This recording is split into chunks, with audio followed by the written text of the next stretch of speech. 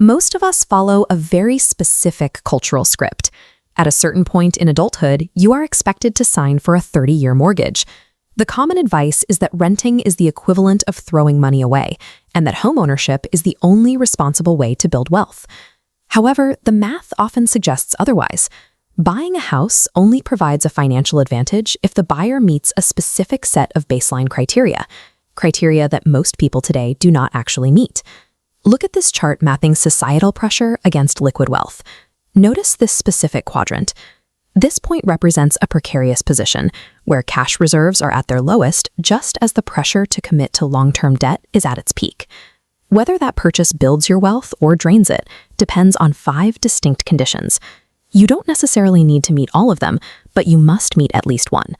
A house is not an automatic wealth generator. It is a highly conditional asset, and the success of the investment depends entirely on how well the scenario matches your life. The first condition is the time commitment rule. In most markets, the math only begins to work in your favor if you plan to stay in the same home for 7 to 10 years. This chart shows transaction costs. Even if your home value increases, that gain can be wiped out by the 8 to 10% required to move. This includes agent commissions, closing fees, moving expenses, and repairs required to make a house sellable. If you sell within the first few years, these fees almost guarantee a net loss on the capital you've invested, effectively penalizing you for needing to move for a job or family.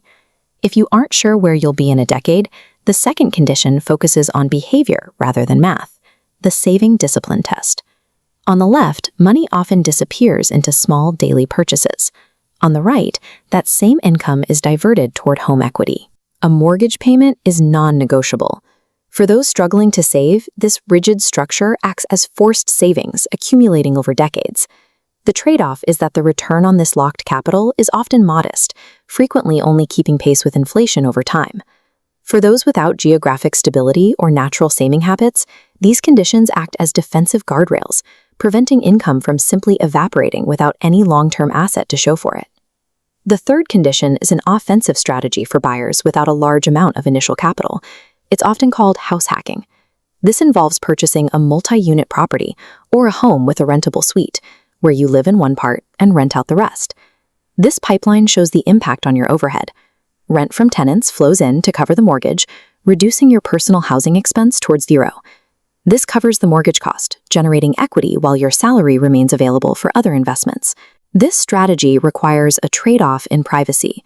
You are essentially taking on the administrative duties of a landlord within your own primary residence. If you prefer privacy, the fourth condition is becoming a below-market value buyer. This involves sourcing off-market deals, distressed sales, or properties requiring significant work that possess strong underlying fundamentals. The goal is to secure profit and instant equity the day you buy the property, rather than relying on the hope that the market will rise in the future. In high-demand areas, these deals are rare and usually require specialized knowledge or the liquid cash necessary to handle immediate renovations. Unlike the first two conditions, house hacking and below-market buying are active strategies. They require trading your time, effort, or privacy in exchange for immediate equity. The fifth and most frequently ignored condition is when your wealth reaches a level where buying a home becomes a luxury choice. At this stage, your passive income stream already covers your living expenses by a significant margin. When you reach this level of liquidity, the decision to buy a home is no longer a primary strategy for building wealth. It is a lifestyle purchase, similar to buying a high-end car. You are choosing the home for the space, the location, or the enjoyment it provides. Risk enters the equation when buyers stretch their active income to mimic this lifestyle before they have the passive income to support it. Treating a lifestyle expense as a smart investment is how many people find themselves overextended, chasing a version of wealth they haven't actually reached yet. A buyer does not need to meet every one of these 5 conditions, but they should genuinely meet at least one before committing to a purchase. To find your fit, look at this decision matrix comparing the 5 conditions to buyer archetypes. For the spender, a mortgage provides condition 2, forced saving. The hustler uses condition 3, house hacking.